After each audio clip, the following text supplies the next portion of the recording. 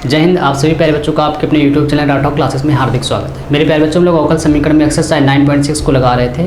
Question number 11 तक हम लोगों ने पूरी तरह से कंप्लीट कर लिया। आज की इस क्लास में हम लोग क्वेश्चन नंबर 12 से लगाना स्टार्ट करेंगे। चलिए स्टार्ट करते हैं आज की क्लास। मेरे बच्चों, क्वेश्चन नंबर जो 12 लिखा हुआ है, अगर आप वो ध्यान से देखें, लिखा हुआ है x + 3y² dy/dx, x + 3y² dy/dx बराबर y। तो मेरे प्यारे बच्चों, इस सवाल में अगर आप देखें तो कौन सा टर्म्स एक बार केवल आया है, इसको हम लोग कहते हैं अकेला टर्म्स, मतलब एक बार जो आ रहा है। तो आप देखिए वो ध्यान से, तो केवल y x ऐसा फंक्शन है जो केवल कितनी बार आया, एक बार आया, जबकि आप y देख रहे हैं तो दो बार आ चुका है। एक बार y यहाँ पर और एक बार y यहाँ पर है। तो जब मेरे प्यारे बच्चों x अकेला होता है, हमेशा याद रखिएगा, जब सवाल में x अकेला होता है तो फॉर्म होती है dx/dy करके होती है, और जब y अकेला होता है तो फॉर्म होती है dy/dx करके होती है। तो यहाँ पर हम लोग फॉर्म बनाएंगे dx/dy, क्योंकि x अकेला, तो आप इसको dx को उधर भेजेंगे, dy को नीचे भेजेंगे। तो आप कह सकते हो कि x + 3y² बराबर y लिखिए, और ये dx ऊपर जाएगा क्योंकि भाग में उधर जाएगा, गुणे में, जो गुणे में है इधर आएगा वो भाग में। मेरे प्यारे बच्चों, इसको अगर हम लोग सही से y को इधर भेज दें तो यहाँ पे केवल क्या बचेगा, dx/dy। तो dx/dy, y को जब आप इधर भेजोगे तो x + 3y²/y। इसको मेरे प्यारे बच्चों, अगर हम लोग सीधे से लिख लें कि x dx/dy, इसको इधर लिख लिया, x के अपॉन में y को अलग करेंगे तो x/y, इसके अपॉन में अलग करेंगे तो 3y²/y। यहाँ तक मैं उम्मीद कर रहा हूँ कि आपको पूरी तरह से समझ में आ रहा होगा। इसके बाद मेरे प्यारे बच्चों, आपको क्या करना है, इस वाले टर्म्स को उठा के उधर भेजेंगे तो dx/dy ये इधर आएगा मेरे प्यारे बच्चों, तो x/y माइनस में, और यहाँ से एक y से y कैंसिल हो जाएगा, ये बचेगा 3y। अब आप इसका कंपेयर करेंगे dx/dy से, dx/dy प्लस का py बराबर px बराबर q से। तो आप देखिए मेरे प्यारे बच्चों, जो p की वैल्यू है वो -1/x है, क्योंकि x से x कैंसिल आउट हो रहा होगा। q की वैल्यू मेरे प्यारे बच्चों यहाँ से अगर आप देखें तो 3y। स्टेप फर्स्ट आप जानते हो इसके सोल्यूशन में, स्टेप फर्स्ट कहता है कि इंटीग्रेट फैक्टर बराबर e⁻p/dy। मेरे बच्चों, p की जो वैल्यू है वो आपको पता है इस सवाल में, इंटीग्रेट फैक्टर बराबर e⁻p की वैल्यू मेरे प्यारे बच्चों आप ध्यान से अगर देखें तो -1/x है, माइनस साइन को मैंने बाहर किया, 1/x का जो इंटीग्रेशन यहाँ से 1/y, p की वैल्यू है मेरे प्यारे बच्चों, थोड़ा सा मिस्टेक हो गया यहाँ से। तो p की जो वैल्यू मेरे प्यारे बच्चों 1/y और ये dy। 1/y का मेरे प्यारे बच्चों जो इंटीग्रेशन होता है आपको पता है log y। अब यहाँ से एक बात ध्यान देने वाली बात है कि जो e की पावर में log होता है बेस e है तो वो हट जाता है, लेकिन मेरे प्यारे बच्चों शर्त है उसके आगे कोई भी कोफिशिएंट नहीं होना चाहिए, केवल 1 होना चाहिए, वो भी प्लस का। आप देख रहे हो यहाँ पे क्या लिखा है, सबसे पहले माइनस लिखा है, इस -1 को हम लोग क्या करेंगे, ऊपर ले जाएंगे। अब इस फार्मूले को कैसे इसको ऊपर ले गए, कौन सा फार्मूला लग रहा है आप जानते हैं मेरे प्यारे बच्चों, फार्मूला होता है log m की पावर n का, कि n log m होता है। मतलब क्या है कि जो पावर होती है उसको आगे लिखा जा सकता है log के, इसका मतलब जो आगे वाली पावर है उसको ऊपर लिखा जा सकता है। तो यहाँ से आप कह सकते हो कि इंटीग्रेट फैक्टर बराबर e⁻log y की पावर -1 लिख सकते हो आप, इसको -1 को आप ऊपर ले गए। इसके बाद ये log और बेस इसे हटेगा, बेस में जो ये लिखा हुआ है आप देख रहे हो, तो यहाँ से बचेगा y की पावर -1, जिसको आप मेरे प्यारे बच्चों लिख सकते हो इंटीग्रेट फैक्टर बराबर 1/y लिखा जा सकता है प्लस करने के लिए। इसके बाद आपको पता है जो स्टेप 2 होता है इसका, वो है x इंटू इंटीग्रेट फैक्टर बराबर integrate factor into q dy plus का c। ये मेरे जब प्यारे बच्चों आप देख रहे हो, हम लोग कई सवालों को कर चुके हैं, एक फार्मूला स्टेप 2 का, ठीक है। तो यहाँ से आप कह सकते हो कि x इंटू इंटीग्रेट फैक्टर की वैल्यू 1/y, इंटीग्रेट फैक्टर की वैल्यू 1/y, q की वैल्यू मेरे प्यारे बच्चों आप देख रहे हो 3y dy प्लस का c। इसके बाद मेरे प्यारे बच्चों y से y कैंसिल हो रहा है, तो x/y यहाँ क्या बच रहा है 3, जिसको मैंने बाहर लिख लिया, कांस्टेंट नंबर हमेशा इंटीग्रेशन से बाहर, dy प्लस का c। 1 का y के रिस्पेक्ट में मेरे प्यारे बच्चों जो इंटीग्रेशन है वो सबको पता है y ही होगा, और प्लस का c, ये y भाग में उतर जाएगा गुणे में, तो x बराबर आ रहा है y, और ब्रैकेट में लिखा है 3y प्लस का c। यहाँ से आप y का मल्टीप्लाई कराओगे तो यह जाएगा 3y² प्लस का cy। ये मेरे प्यारे बच्चों फाइनल आंसर रहा क्वेश्चन नंबर 12 का। चलिए स्क्रीनशॉट ले लीजिए।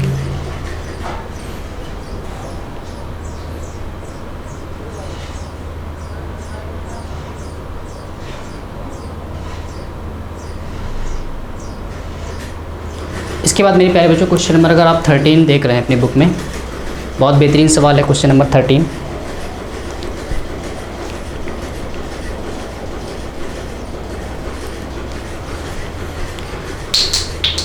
क्वेश्चन नंबर 13 मेरे प्यारे बच्चों देखिए क्या लिखा हुआ है।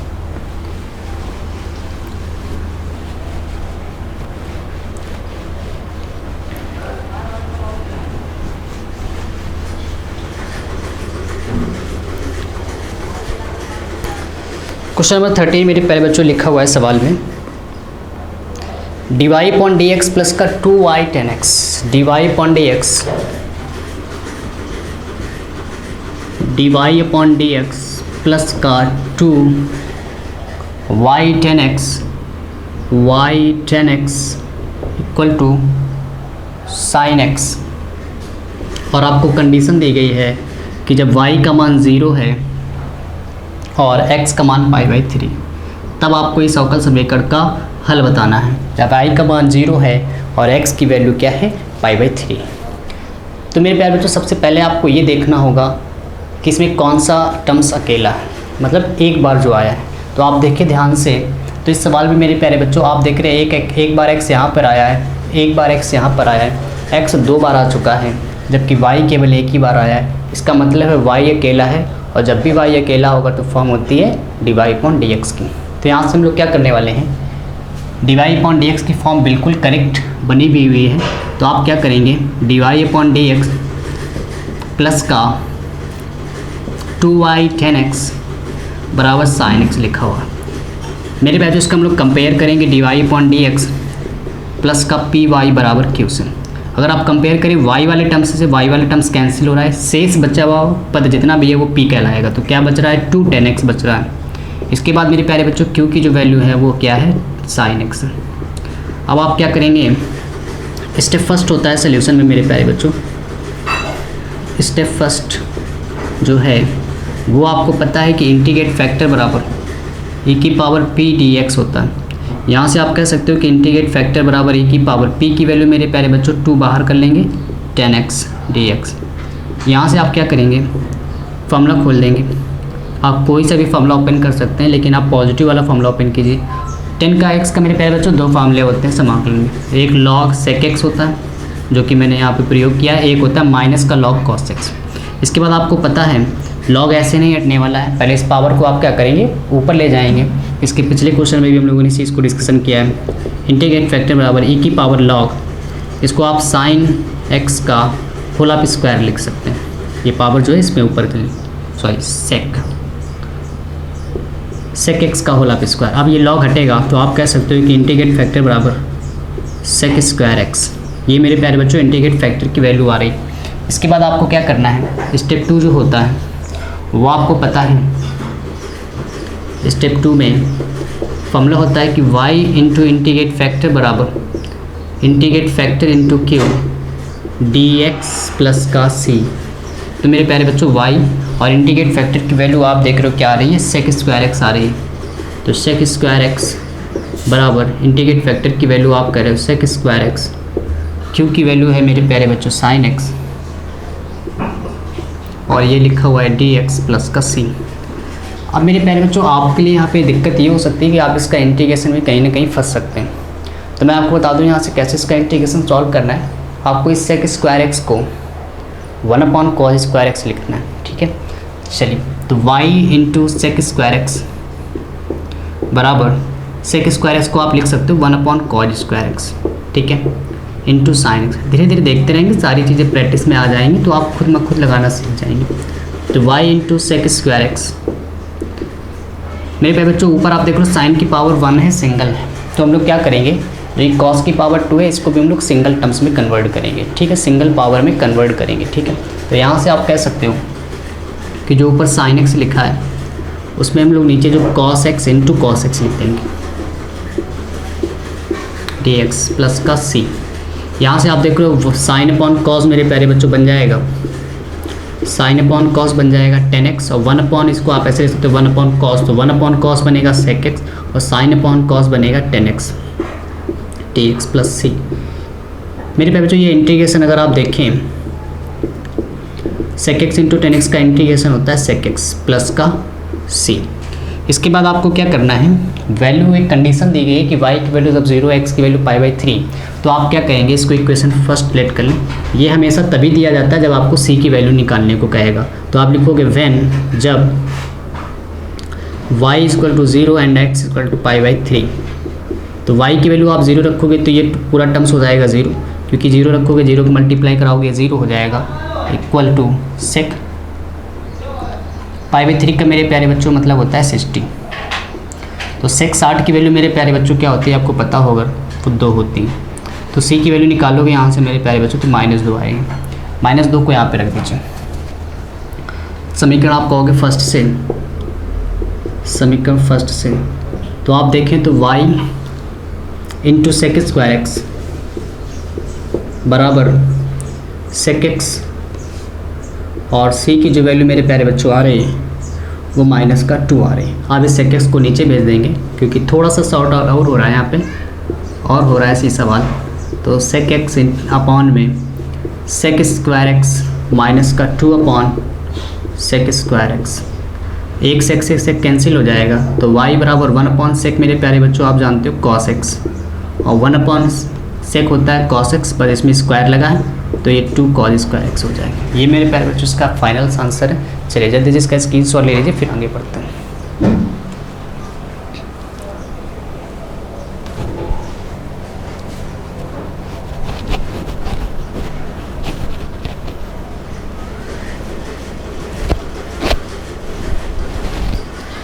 चलिए तो उम्मीद करो मेरे प्यारे बच्चों आपको ये क्वेश्चन समझ में आ रहा होगा। चलिए एक बार इसका आंसर भी चेक कर लीजिए, बिल्कुल क्या एग्जैक्ट ये आ रहा है, बिल्कुल y बराबर cos x -2 cos square x. चलिए तो क्वेश्चन नंबर हम लोग बढ़ते हैं अपने 14 की तरफ।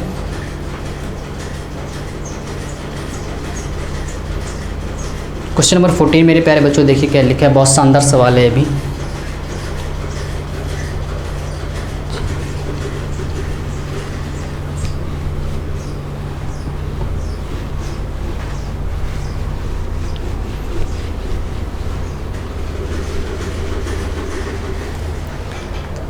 क्वेश्चन में मेरे बच्चों आप देख रहे हैं 14 क्या लिखा हुआ है, 1 + x² dy/dx, 1 + x² dy/dx plus का 2xy बराबर लिखा हुआ है 1/1 + x², 1/1 + x² लिखा हुआ है। तो मेरे प्यारे बच्चों आपको सबसे पहले ये देखना है कि कौन सा टर्म्स अकेला, और कंडीशन दी गई y बराबर 0 और x बराबर 1, y बराबर 0 और x बराबर 1। ठीक है, एक बार अच्छे से चेक कर लीजिए सवाल को। ठीक है, तो 1 + x²। तो मेरे बच्चों आप देख रहे हो y एक बार आया तो यानी y अकेला की फॉर्म है, लेकिन इसके हम लोग सबसे पहले डिवाइड करेंगे। तो आप लिखोगे 1 + x² से, 1 + x² से आप भाग दोगे, तो जैसे भाग दोगे मेरे प्यारे बच्चों ये कट जाएगा, थोड़ा सा मैं सॉर्ट आउट कर रहा हूँ यहाँ से, और यहाँ पे भाग दोगे तो 2x अपॉन 1 + x² आ जाएगा इंटू y, और यहाँ पे भाग दोगे ये पहले से लिखा है, एक भाग में और आ जाएगा, तो ये मेरे प्यारे बच्चों कुछ इस तरह आ गए। ठीक है, यहाँ से अगर आप देखोगे मेरे प्यारे बच्चों कंपेयर करोगे तो dy/dx प्लस का py बराबर q से, तो p की वैल्यू आप कहोगे कि आ रही है 2x अपॉन 1 + x², q की वैल्यू मेरे प्यारे बच्चों है 1 अपॉन इसकी पावर आप 1 ऐड करोगे तो 2 हो जाएगी, तो 1 + x² का होल स्क्वायर। इसके बाद मेरे प्यारे बच्चों आप जानते हो इसका स्टेप पहला होता है कि इंटीग्रेट फैक्टर बराबर e की पावर p dx होता है। तो यहाँ से आप कह सकते हो कि इंटीग्रेट फैक्टर बराबर e की पावर p की वैल्यू मेरे प्यारे बच्चों 2x अपॉन 1 + x² है। इसके बाद आप इसका सोल्यूशन कैसे करोगे, 1 + x² को t मान लोगे, x² का औकलन 2x, x का dx, t का dt। इसके बाद अपने सवाल में आप वापस आएंगे तो आप कह सकते हो कि इंटीग्रेट फैक्टर बराबर e की पावर, मेरे प्यारे बच्चों ध्यान दीजिए 2x और dx की जगह आप सीधे सीधे पुट कर सकते हैं dt, और नीचे वाले को आपने माना है t। 1/t का मेरे प्यारे बच्चों इंटीग्रेशन होता है log t, तो e की पावर log t। बेस में आप जानते हैं log के हमेशा ही, जब तक कुछ ना लिखा हो हमेशा ही मानिए, तो ये हटेगा क्या आ गया t। यहाँ से आप कह सकते हो इंटीग्रेट फैक्टर की वैल्यू t की वैल्यू अगर आप पुट करें तो 1 + x² आ रही है। ये मेरे प्यारे बच्चों इसका पहला स्टेप हो गया। अब आपको पता है स्टेप 2 जो होता है वो होता है कि y इंटू इंटीग्रेट फैक्टर बराबर integrate factor into q dx plus का c। यहाँ से आप कह सकते हो कि y इंटू इंटीग्रेट फैक्टर की वैल्यू आप देख रहे हो 1 प्लस एक्स स्क्वायर आई है, इंटीग्रेट फैक्टर की वैल्यू 1 प्लस एक्स स्क्वायर आई है, क्यू की वैल्यू 1/1 प्लस एक्स स्क्वायर का होल ऑफ स्क्वायर आया हुआ है। एक पावर ये से कैंसिल हो जाएगी, एक पावर बचेगी, तो y 1 प्लस एक्स स्क्वायर बराबर 1/1 plus x square d x plus c. मेरे प्यारे बच्चों ये इंटीग्रेशन है tan इनवर्स x का, तो 1 plus y into 1 plus x square, ये इंटीग्रेशन है tan इनवर्स x का प्लस का c। अब मेरे प्यारे बच्चों कंडीशन दी गई कि y बराबर जब 0 है और x बराबर 1 है, ठीक है। आप लिखोगे जब, तो y की वैल्यू 0 रखोगे तो पूरा 0 हो जाएगा, यहाँ पे 1 रखोगे तो tan इनवर्स 1 प्लस c। मेरे प्यारे बच्चों 1 वैल्यू होती है 10 में 45 की, 10 से 10 कटेगा π/4, इस π/4 को इधर उठा के इधर भेजेंगे, तो आप कह सकते हो कि c की वैल्यू है जो माइनस का π/4 है। c की वैल्यू को आप इक्वेशन फर्स्ट में पुट कर देंगे, इसको इक्वेशन फर्स्ट लेट कर लीजिए, तो आप कहोगे समीकरण 1 से, आप कहोगे समीकरण 1 से कि y 1 प्लस एक्स स्क्वायर बराबर tan इनवर्स x माइनस का π/4। ये मेरे प्यारे बच्चों फाइनल आंसर रहा क्वेश्चन नंबर 14 का। चलिए स्क्रीनशॉट ले लीजिए इसका भी।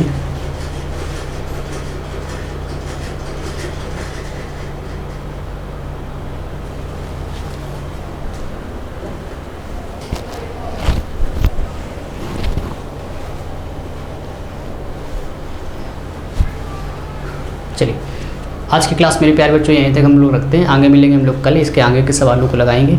आप लगातार इन सवालों का रिवीजन करते रहे, यदि कोई दिक्कत है तो कमेंट करिए, मैं उस समस्या को दूर करने का पूरा प्रयास करूँगा। जय हिंद, गुड नाइट।